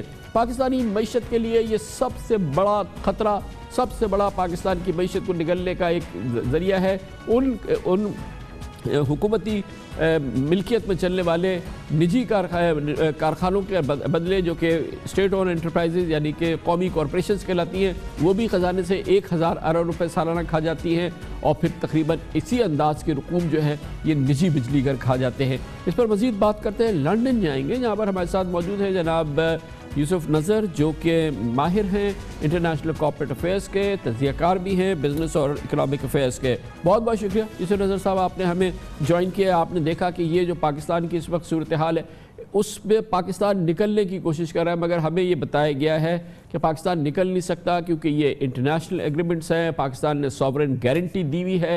ये वो फंदा है जो पाकिस्तान की गुज़िश्ता हुकूमतों ने अपने गले में खुद डाला था। आपके ख्याल में कोई रास्ता बन सकता है कि पाकिस्तान की इन आईपीपीज़ के इन माहिदों से छुटकारा हो? कामरान साहब शुक्रिया। मैं आपको इसका एक पस मंज़र बताऊं कि ये जो पॉलिसी थी आईपीपीज़ की, ये 89 के अराउंड वर्ल्ड बैंक की रिकमेंडेशंस पे शुरू की गई थी। और एक मज़े की बात यह है कि जो वर्ल्ड बैंक के फॉर्मर चीफ इकोनॉमिस्ट थे जोसेफ स्टिग्लिट्ज़ साहब, जिन्होंने इकोनॉमिक्स का नोबेल प्राइज़ भी जिनको मिला, उन्होंने अपनी किताब में लिखा है, हालिया किताब में, कि ये माहदे जो थे ये मुल्की मफादात के ख़िलाफ़ थे, और उन्होंने पाकिस्तान का नाम लेके लिखा है कि बजाय इसके कि मुल्कों को यह कहा जाता कि वो रीनेगोशिएट करें, उन पे मल्टीलैटरल एजेंसीज़ ने ज़ोर डाला कि वो इन माहदों को आप तकमील तक पहुँचाएँ। आज की सूरत हाल यह है कि इंडिया में, साउथ अफ्रीका में और भी स्पेन में भी जो इंडिपेंडेंट पावर प्लांट्स हैं, वो जो अथॉरिटीज़ हैं अब वो ये कोशिश कर रही हैं कि इनको रीनेगोशिएट किया जाए। पिछले साल इंडिया की सुप्रीम कोर्ट ने भी ये अलाउ किया कि जो टैरिफ्स हैं उनको रीनेगोशिएट करने की इजाज़त होनी चाहिए। तो ये कहना कि चूँकि सॉवरेन गारंटीज़ हैं ये बिल्कुल रीनेगोशिएट नहीं हो सकते, ये बिल्कुल सही नहीं होगा। आपसे मैं मुकम्मल इत्तेफाक करता हूँ कि इस वक्त जो हमारा जो माशी बुरान है उसमें जो एनर्जी प्राइसेस हैं और जो पूरी एनर्जी पॉलिसी है उसका एक ख़ास और मैं समझता हूँ एक मरकज़ी रोल है, और जब तक इसको हम एड्रेस नहीं करते, अभी ये कहा जाता है कि ये भी कहते हैं एक्सपर्ट के पाकिस्तान कम वॉट में ये इन तमाम निजी बिजली घरों को कैपेसिटी पेमेंट्स जो हमने फॉर्मूला तय किया है हम कर ही नहीं सकते, हमारे पास ये सकत ही नहीं है। ये बिल्कुल सही बात है, इसलिए कि जैसा कि आपने कहा कि इतने हाई रेट्स पे मिनिमम जो है 17% IRR है, जो एक्चुअली रिटर्न ऑन इक्विटी में ज़्यादा होता है, और उसकी वजह से पाकिस्तान पे बैरूनी कर्ज़ों का भी जो है बहुत सख्त बोझ पड़ गया। बिकॉज ये जो इंडिपेंडेंट पावर प्लांट्स थे उन्होंने जो ओनर्स ने अपनी इक्विटी लगाई वो तो 20 से 25% थी, बाकी जो थे वो उन्होंने कर्जे लिए। तो ना सिर्फ कर्ज़ों का बोझ पाकिस्तान पे पड़ा, बल्कि ये जो हाई रिटर्न जो हैं, जैसा कि आपने बिल्कुल दुरुस्त फरमाया कि बहुत नेगोशिएट किए गए और उसकी दुनिया में बहुत कम मिसाल मिलती है, इसकी वजह से हम डबल वहमी का शिकार हैं। एक तो कर्ज़ों का बोझ बढ़ गया और दूसरा हम जो है बहुत ज़्यादा प्राइसेस दे रहे हैं, जबकि दूसरी एनर्जी की प्राइसेस है, जैसे मिसाल के तौर पर सोलर एनर्जी है या विंड एनर्जी है, उसकी प्राइसेस पूरी मार्केट में गिर गई हैं। तो मुझे ये समझ में नहीं आता कि एक तरफ जब IMF ये इसरार करती है कि हम मार्केट बेस्ड एक्सचेंज रेट को अडॉप्ट करें, तो फिर वो ये क्यों नहीं कहते कि हम मार्केट बेस्ड जो है एनर्जी प्राइसेस की तरफ जाएं। यकीनन ये एक मुश्किल प्रॉब्लम है, लेकिन यूसुफ रज़ा साहब इसमें उन फैसला करने वालों से भी तो पूछना चाहिए जिन्होंने ये 25-25 साल के ये माहिदे किए हैं, 17% डॉलराइज रिटर्न प्रॉमिस किया था। ये कौन सी सोच, ये कौन सी थिंकिंग, ये कौन सी ड्यू डिलिजेंस थी, ये कौन सा विजन था जिसके तहत ये पाकिस्तान को ये की गर्दन पे फांसी का फंदा लगा के चले गए ये लोग? जी हाँ, ये देखिए पिछले तकरीबन 1 साल हो गया है, मैंने अगस्त 9 पिछले साल में फाइनेंशियल टाइम्स में एक तफसीली मजमून लिखा था और उसमें यही कहा गया था कि ये एक मैं ये तो नहीं कहता कि बददियानती थी या बदनीयती थी, मेरे पास इसका कोई सबूत नहीं है, लेकिन माशी तौर पे टेक्निकल तरीके से ये जो माहदे किए गए ये बहुत बुरी तरह से एग्जीक्यूट किए गए, बहुत ज़्यादा हाई रिटर्न्स प्रॉमिस किया गया और ये नहीं सोचा गया कि जब दूसरे एनर्जी के सोर्सेज चीपर हो जाएंगे और हम 25 साल तक इन माहदों में जो है फंसे रहेंगे तो उसका क्या अंजाम होगा, मुल्क की मईशत पे क्या असर पड़ेगा। और आज ये कहा जाता है कि हमें एनर्जी प्राइसेस बढ़ानी है क्योंकि हमने ये एग्रीमेंट्स कर रखे हैं, तो इसका मतलब ये है कि आवाम को सज़ा दी जा रही है उन गलत पॉलिसियों की जो किसी भी हुकूमत ने जो अपनाई है। थैंक यू सो मच जनाब यूसुफ रज़ा हमारे साथ मौजूद थे लंदन से, इंटरनेशनल कॉर्पोरेट अफेयर्स एक्सपर्ट हैं। कमर्शियल ब्रेक, उसके बाद जिक्र करेंगे। कल के प्रोग्राम में मैंने जिक्र किया था कि पाकिस्तान को खारजा पॉलिसी के महाज पर कामयाबी मिल रही है, उसकी एक बड़ी मिसाल सामने आई है। भारत वावेला कर रहा है, वहाँ पे एक इस मामले में बहुत शदीद तशवीश का इजहार है कि अफ़गान मसले का हल अब बन रहा है, फाइनल शेप में है, अफ़गान मसले का एंड गेम है, मगर इसमें भारत दूर दूर तक नहीं है। और पाकिस्तान ने इस सिलसिले में रूस, चीन और अमेरिका के साथ मिलकर एक ग्रुप बना लिया है जिसने भारत को निकाल बाहर किया है। बहुत बड़ी कामयाबी है पाकिस्तान की सफारती। इस पर बात करते हैं छोटे से वक्फे के बाद। पाकिस्तान को खारजा महाज पर एक बड़ी कामयाबी मिल रही है, खामोश कामयाबी है मगर इसके दूररस असरात नुमायाँ होंगे। जैसा कि कल हमने अपने प्रोग्राम में बताया था कि पाकिस्तान को खारजा पॉलिसी के हवाले से मुकम्मल कामयाबियों की अच्छी नवीद मिल रही है और ये इसकी एक बड़ा इजहार है اس کی بڑی وجہ یہ ہے کہ اب افغان مسئلے کے حوالے سے طالبان اور امریکہ مذاکرات کے ذریعے قریب سے قریب تر ہو رہے ہیں، اور اس پورے معاملے میں پاکستان کا ایک بہت امپورٹنٹ کردار رہا ہے۔ اسی کردار کے حوالے سے اب اس افغان معاملے کو عالمی سپورٹ حاصل ہو، عالمی سرپرستی حاصل ہو، اس میں روس اور چین بھی اس معاملے میں شامل ہو گئے ہیں، اور اب یہ 4 ملک جو کہ پاکستان، امریکہ، روس اور چین ہیں جو کہ اس وقت افغانستان کے مسئلے میں بہت ہی مؤثر کردار ادا کر رہے ہیں۔ مگر اس میں بڑی دلچسپ بات یہ ہے کہ بھارت، جس کی حکمت عملی یہ رہی کہ پاکستان کو عالمی سطح پر تنہا کیا جائے، اس پوری ڈپلومیسی کے نتیجے میں خود تنہا ہو گیا ہے۔ افغانستان کے اینڈ گیم سے بھارت کو نکال باہر کیا گیا ہے، اور بھارت میں اس سلسلے میں واویلا ہے۔ آج اس کی عکاسی کی ہے بھارت کے سب سے بڑے اخبار ٹائمز آف انڈیا نے۔ ٹائمز آف انڈیا نے افغان امن مذاکرات میں پاکستان کو مرکزی حیثیت حاصل ہونے کا آج واویلا مچاتے ہوئے تفصیل سے ایک تجزیہ لکھا ہے، اور کہا ہے کہ افغان امن مذاکرات میں بھارتی کردار ختم ہو گیا ہے، جبکہ پاکستان کو امریکہ، روس اور چین جیسی عالمی قوتوں کی موجودگی کے باوجود اب ایک مرکزی کردار حاصل ہے۔ ٹائمز آف انڈیا نے آج لکھا ہے کہ افغان عمل میں پاکستان اپنے مقصد پر کامیاب ہوا ہے، اس کو اپنے مقصد حاصل کرنے میں کامیابی ہوئی ہے، جبکہ بھارت کو بالکل الگ کر دیا گیا ہے۔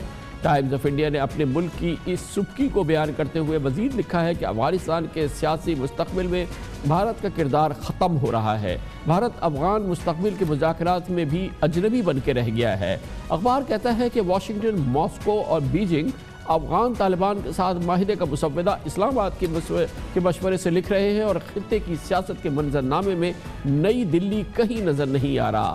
ٹائمز آف انڈیا مزید لکھتا ہے کہ افغانستان میں کروڑوں ڈالرز کی سرمایہ کاری کے باوجود بھارت کو نظر انداز کر دیا گیا ہے۔ بیجنگ میں پچھلے ہفتے افغان مسئلے پر 4 اجلاس کے بعد امریکی اسٹیٹ ڈپارٹمنٹ نے ایک مشترکہ بیان جاری کیا تھا، جس میں کہا گیا تھا کہ چین، روس، امریکہ پاکستان کو مشاورتی عمل کا حصہ بننے پر خوش آمدید کہتے ہیں، اور یقین رکھتے ہیں کہ افغان مفاہمتی عمل میں پاکستان کا ایک بہت اہم کردار رہے گا۔ افغان امن کے لیے روس، چین اور امریکہ کی جانب سے متفقہ طور پر پاکستان کی شمولیت کو ضروری قرار دینے سے پاکستان کے لیے اپنے قومی مفادات کی حصول کی راہیں کھلی ہیں۔ وزیر اعظم عمران خان کے دورہ امریکہ کے اس حوالے سے اس کو ایک بڑا بریک تھرو قرار دیا جا رہا ہے۔ دلچسپ بات یہ ہے کہ شاید پاکستان کے ساتھ امریکی رویے میں مثبت تبدیلی ہی کا یہ نتیجہ ہے کہ ٹریک ٹو ڈپلومیسی جیسی کے تحت بھارت نے بھی پاکستان کے ساتھ مذاکرات کا آغاز کر دیا ہے، اور کرتارپور میں اس سلسلے میں ڈیولپمنٹس ہوئی ہیں۔ بہت اہم صورتحال ہے، اس میں بات کرتے ہیں۔ ہمارے ساتھ ہمیں اس کے لیے جوائن کریں گے، پشاور میں ہمارے ساتھ موجود ہیں افغان امور کے حوالے سے پاکستان کے سب سے سینئر تجربہ کار اور معتبر صحافی جناب رحیم اللہ یوسفزئی۔ بہت بہت شکریہ رحیم اللہ یوسفزئی صاحب۔ جو پاکستان کی ڈپلومیسی ہے خاص طور پہ افغان حوالے سے، اس میں ماشاءاللہ بہتری کے آثار بہت زیادہ نمایاں ہو رہے ہیں، جس کی برملا عکاسی جو ہے آج ٹائمز آف انڈیا نے اس تفصیلی انالیسس میں کی ہے۔ اس میں ہماری مزید کیا معلومات ہیں، اور بھارت کیوں اتنا اس معاملے پہ واویلا مچا رہا ہے، کیوں اسے ایک تنہائی محسوس ہو رہی ہے؟ دیکھیں، پہلی بات تو یہ ہے کہ ابھی تک تو پاکستان کے اوپر کافی تنقید ہوتی تھی افغانستان کے حوالے سے کہ پاکستان مداخلت کر رہا ہے، طالبان کی حمایت کر رہا ہے، لیکن دیکھیں اسی ذریعے سے پاکستان نے ایک مثبت کردار ادا کیا، طالبان کو مذاکرات کی میز پر لے کر آئے، اور ابھی پاکستان کے کردار کی تعریف ہو رہی ہے اور مزید پاکستان سے تعاون مانگا جا رہا ہے۔ ظاہر ہے بھارت کو یہ قبول نہیں ہے۔ بھارت اس مسئلے میں طالبان سے مذاکرات کا حامی نہیں تھا۔ اس کا کہنا تھا کہ طالبان اپنی اصلاح نہیں کریں گے اور ان سے بات چیت کرنا فضول ہے، ان کے خلاف جنگ ہونی چاہیے۔ اور ابھی بھی میں سمجھتا ہوں کہ چونکہ بھارت کو ناکامی ہو رہی ہے افغانستان کے حوالے سے خارجہ محاذ کے اوپر، تو ہم یہ کہہ سکتے ہیں کہ بھارت سازش کرے گا، وہ سپوائلر کا کردار ادا کرے گا، کیونکہ وہ نہیں چاہے گا اس کے ہاتھ میں کیا پتے ہیں اس کے لیے کہ وہ کوئی سازش کر سکے، وہ کوئی اس روس، چین، امریکہ اور پاکستان کے اس بنانے اس خاکے کو وہ ڈسٹرب کر سکے، اس کے پاس کیا اس سلسلے میں سکت کیا ہے؟ دیکھیں، پہلی بات تو یہ ہے کہ اگر یہ مذاکرات ناکام ہوتے ہیں تو بھارت کو ظاہر ہے خوشی ہوگی، اور وہ پھر کہہ سکے گا کہ دیکھیں پاکستان نے کوشش نہیں کی، یا طالبان سے بات چیت کرنا جو ہے وہ فضول ہے۔ دوسری بات یہ ہے کہ جب یہ معاہدہ ہو جائے گا اور پاکستان کی ظاہر تعریف بھی ہوگی، طالبان کو ایک بڑا کردار افغانستان کے مستقبل میں سیاسی نظام میں مل جائے گا، تو پھر بھارت جو اس کے اپنے وہاں پہ مورے ہیں جس پہ بھارت نے بڑے عرصے سے سرمایہ کاری کی ہے، خاص طور پہ سابقہ شمالی اتحاد کے جو لوگ ہیں، تو وہ کوشش کرے گا کہ ان کے ذریعے معاملات کو خراب کرے اور جو معاہدہ ہے اس کے اوپر عمل درآمد نہ ہو سکے۔ دیکھیں، بھارت نے $3 ارب افغانستان میں خرچ کر دیے ہیں، اور خاص طور پہ جو غیر پشتون سابقہ شمالی اتحاد اس کے لوگ بھارت کے بہت قریب ہیں، تو وہ ان کو بھی استعمال کر سکتا ہے۔ مگر بھارت کی جو سرمایہ کاری تھی رحیم اللہ صاحب، وہ شکست خوردہ عناصر کے زمرے میں آئی ہے، وہ جو جن پہ ان کی انویسٹمنٹ تھی، جو ان کے اثاثے ہیں، وہ شکست خوردہ ہے۔ طالبان ایک رائزنگ فورس ہے، طالبان کے ساتھ امریکہ اب معاہدے کر رہا ہے، طالبان کی شرط پہ چیزیں آگے بڑھ رہی ہیں، تو بھارت تو ویسے ہی ایک لوزنگ ایک ایلیمنٹ ہے اس پورے اسپیکٹرم میں۔ جی بالکل، یہی تو بھارت کی تشویش ہے کہ اس نے اتنے سرمایہ کاری کی، اتنا اس نے کوشش کی، لیکن بالآخر اس کی سرمایہ کاری کو خطرہ ہے۔ اس کے کردار کے بارے میں سوالات اٹھ رہے ہیں کہ آئندہ کے افغانستان میں اس میں طالبان بھی ایک نظام کا حصہ ہوں گے، بھارت کی موجودگی اور کردار کیا ہوگا۔ دیکھیں، بھارت افغانستان کا ہمسایہ نہیں ہے، بھارت مکمل طور پہ ایک فریق کا ساتھ دے رہا ہے، یعنی افغان حکومت کا۔ طالبان سے بھارت کے کوئی رابطے نہیں ہیں، طالبان بھارت مخالف ہیں اور امریکہ طالبان کا مخالف ہے۔ تو اگر آپ ایک فریق کے ساتھ کھڑے ہوں گے تو ظاہر ہے پھر آپ کا کردار نہیں بنے گا۔ پاکستان اس حوالے سے بہتر پوزیشن میں ہے، اس کے طالبان سے بھی رابطے ہیں اور افغان حکومت سے بھی رابطے ہیں، اور آپ نے دیکھا کہ پچھلے دنوں اشرف غنی پاکستان آئے تھے۔ تو میرے خیال میں بھارت کی جو پالیسی ہے وہ اس کی ناکامی کی ایک بڑی وجہ ہے، اس لیے اس کو بہت تشویش ہے کہ پاکستان کی تعریف ہو رہی ہے، طالبان کا کردار بڑھ رہا ہے، اور جو اس کے مورے تھے، جو اس کے لوگ تھے، وہ پیچھے ہٹ رہے ہیں، ان کی پسپائی ہو رہی ہے۔ بہت بہت شکریہ جناب رحیم اللہ یوسفزئی ہمارے ساتھ موجود ہے۔ کمرشل بریک ہے۔ کل بھارتی جاسوس را کے مسلمہ ایجنٹ کلبھشن یادو کا معاملہ جو کہ عالمی عدالت انصاف میں پہنچا تھا، اس کا فیصلہ آئے گا۔ جو بھی فیصلہ ہے پاکستان پہ لازم نہیں ہوگا کہ اس پہ عمل کرے، کیونکہ اس میں کوئی شک نہیں ہے کہ کلبھشن یادو را کا ایک ایجنٹ تھا اور حاضر سروس آفیسر تھا۔ اس کی بات کرتے ہیں چھوٹے سے وقفے کے بعد۔ ایک کی عالمی عدالت انصاف میں بھارت کی انٹیلیجنس سروس را کا سرونگ آفیسر کلبھشن یادو کی پاکستان میں سزائے موت کے خلاف کیس کا فیصلہ کل سنایا جانا ہے۔ فیصلہ عالمی عدالت انصاف کے موجودہ جج عبدالقوی احمد یوسف پڑھ کے سنائیں گے۔ پاکستان پر لازم نہیں ہے کہ عالمی عدالت انصاف کے فیصلے پر منوعن عمل کرے، جبکہ دنیا یہ بھی انکار نہیں کر سکتی کہ بھارتی نیوی کے کمانڈر کلبھشن را کا پکا جاسوس تھا، جس کو 3 مارچ 2016 کو بلوچستان سے گرفتار کیا گیا تھا۔ کلبھشن یادو پاکستان میں دہشت گردی، تخریب کاری اور جاسوسی کے سنگین الزامات کا اعتراف کر چکا ہے۔ یہاں پر آرمی چیف نے 10 اپریل 2017 کو کلبھشن یادو کو ملٹری کورٹ سے ملنے والی پھانسی کی سزا کی توثیق کر دی تھی، جس کے اگلے ہی مہینے بھارت عالمی عدالت انصاف میں گیا تھا اور عالمی عدالت انصاف نے کلبھشن یادو کی سزائے موت پر حکم امتناعی جاری کیا تھا۔ کلبھشن یادو کیس کی آخری سماعت 18 سے 21 فروری تک ہوئی، جس میں عالمی عدالت انصاف نے کیس کا فیصلہ ریزرو کیا تھا۔ پاکستان کی جانب سے اٹارنی جنرل انور منصور اور دوسرے آفیشلز پاکستان کی نمائندگی کریں گے۔ اس کیس میں اب تک بھارت یہ واضح کرنے میں ناکام رہا ہے، جو سب سے امپورٹنٹ پوائنٹ ہے، کہ کلبھشن یادو کے پاس حسین مبارک پٹیل کے نام سے بھارتی پاسپورٹ کیسے آیا، جس نے 17 بار استعمال کیا ہے۔ جعلی پاسپورٹ ہولڈر تھا بھارت کا کلبھشن یادو۔ کل اس حوالے سے کیا کچھ ہو سکتا ہے یہ ہم پوچھیں گے۔ لنڈن جائیں گے ایک بار پھر، بین الاقوامی قوانین کے ایک مستند ماہر جناب بیرسٹر راشد اسلم ہمارے ساتھ ایک بار پھر موجود ہیں۔ بہت شکریہ بیرسٹر صاحب، آپ نے ہمیں آج پھر جوائن کیا۔ یہ فرمائیے گا کہ ایٹ سٹیک ہے کیا، کل کیا فیصلہ کرنا ہے عالمی عدالت انصاف نے؟ جی بہت شکریہ۔ اس میں بیسکلی انڈیا نے جو 4 ان کے مطالبات ہیں، جو 4 چیزیں مانگی، اس میں سب سے پہلے تو انہوں نے یہ کہا کہ جی consular access under article 36 of BCCR उनको कॉन्सुलर एक्सेस दी जाए ताकि वो कुलभूषण यादव को मिल सकें, उनसे बातचीत कर सकें। ये पहली चीज़ है। दूसरा उसमें उन्होंने ये कहा है कि दूसरी जो चीज़ थी कि उनकी जो सज़ा है उसको नल किया जाए। तीसरा, उनको फौरी तौर पे रिलीज़ किया जाए। और चौथा, जो जजमेंट दी गई है कोर्ट की तरफ से उसको रिव्यू या रिकन्सिडर किया जाए। ये 4 चीज़ें हैं जो इंटरनेशनल कोर्ट ऑफ जस्टिस के सामने रखी गई हैं, लेकिन उसमें इंटरनेशनल कोर्ट ऑफ जस्टिस का दायरा इख्तियार इसमें बहुत महदूद है। अगर आप इंटरनेशनल सारे पिछले फैसले देखें ICJ के, तो उसमें जो अहम चीज़ है कि SP नौज जहाँ पे होती है, जहाँ पे जासूसी का इल्ज़ाम होता है, तो उसमें अंडर आर्टिकल 55 ICJ अपनी जुरिस्डिक्शन यूज़ नहीं कर सकता अनटिल अनलेस कोई बहुत अहम वजूहात ना हो। अब उस पूरी सूरत हाल में पाकिस्तान ने अपना केस बहुत बेहतर तरीके से ICJ में पेश किया था। कल जो फैसला होने वाला है उसमें जो भी ये मुतालबात हैं, बैरिस्टर साहब, इसमें ये इशू तो नहीं है ना कि ये एक रॉ का सर्विंग ऑफिसर है, पाकिस्तान ने बियॉन्ड डाउट प्रूफ किया है कि ये इसके पास एक जाली पासपोर्ट है, ये जाली पासपोर्ट पे ट्रैवल कर रहा है, ये इंडियन नेवी का ऑफिसर था, फिर ये रॉ में सर्व करता रहा है, पाकिस्तान में बलूचिस्तान में ये पकड़ा गया है, तो जासूस नहीं है तो कुछ भी नहीं है, जासूसी है ये। तो ये तो इशू नहीं है ना कि ये एक जासूस है ये पक्का।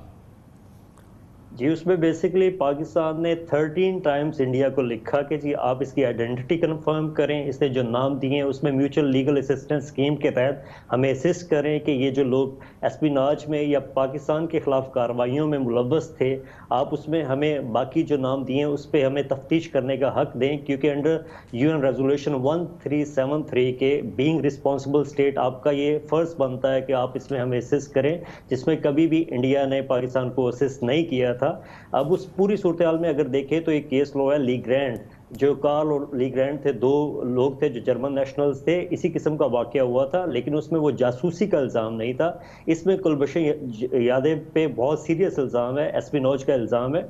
वहाँ पे अमेरिका में ये केस हुआ था जर्मन ब्रदर्स का, जहाँ पे उन्होंने बैंक रॉबरी की थी, लेकिन जर्मनी ने उसमें कहीं भी आइडेंटिटी उनकी जो है उसको रिवील करने से इनकार किया था, जिसके बाद उनको एग्जीक्यूशन के लिए सजाए मौत की सज़ा दी गई। एग्जीक्यूशन से 1 दिन पहले जर्मनी ICJ में चला गया, जहां पे इसी किस्म का हुक्म इम्तनाई जारी हुआ था US के खिलाफ कि जी आप उनको एग्जीक्यूट नहीं कर सकते, लेकिन US का ये था मौकफ कि जी हमारे यहाँ कैपिटल पनिशमेंट जो है अंडर कॉन्स्टिट्यूशन जो है लीगल है। तो आप अगर बुनियादी तौर पे इस मामले में बैरिस्टर साहब, क्योंकि स्टे कर दिया था ICJ ने जो उनकी डेथ सेंटेंस थी गुलभूषण यादव की, अभी फ़िलहाल तो ICJ का पहला फोकस तो ये होगा कि वो अपना स्टे को कंफर्म करते हैं कि उसको डेथ सेंटेंस नहीं हो सकती।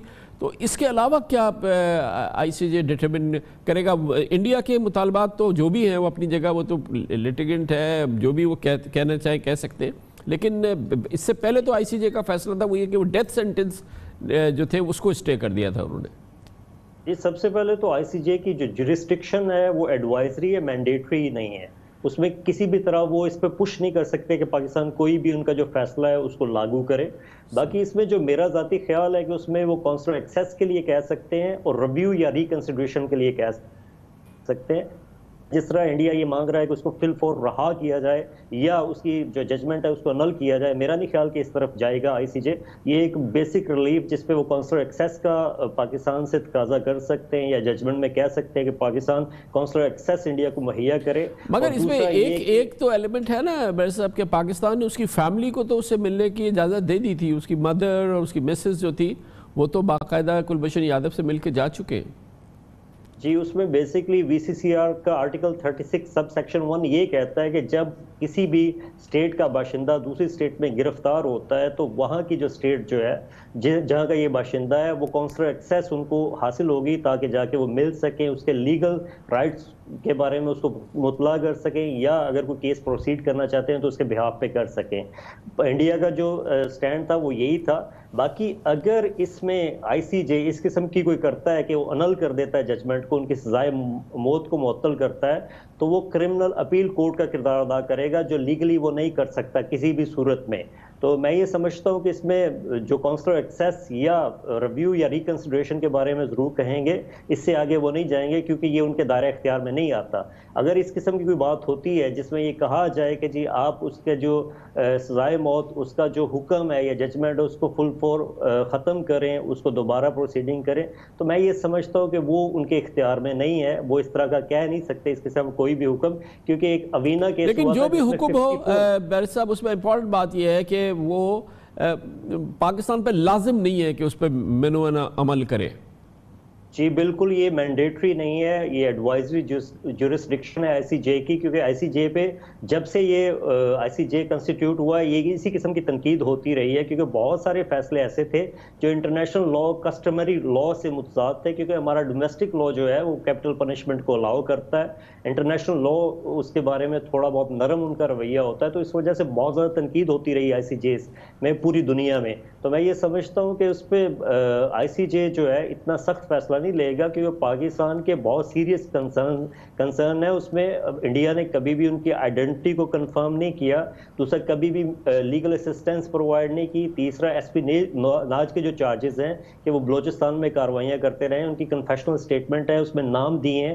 تیسرا وہ ریٹائرڈ نہیں تھے، وہ سیلری پہ تھے. جو بینک اسٹیٹمنٹ پکڑی گئی تھی ان سے، اس میں 92,000 انڈین روپیز ان پہ ان کے اکاؤنٹ میں ریگولر آ رہے تھے. تو یہ اس حوالے سے پاکستان کا کیس جو ہے بہت اسٹرانگ ہے، پوری دنیا میں ایک ڈفرنٹ نوعیت کا کیس ہے. Thank you so much. Barrister Rashid Aslam ہمارے ساتھ موجود تھے. اس کے ساتھ ہی ہمارے آج کے پروگرام کا اختتام ہوتا ہے. کل آپ سے پھر ملاقات ہوگی انشاءاللہ. کل تک کے لیے کامران خان کو اجازت. اللہ حافظ ناصر.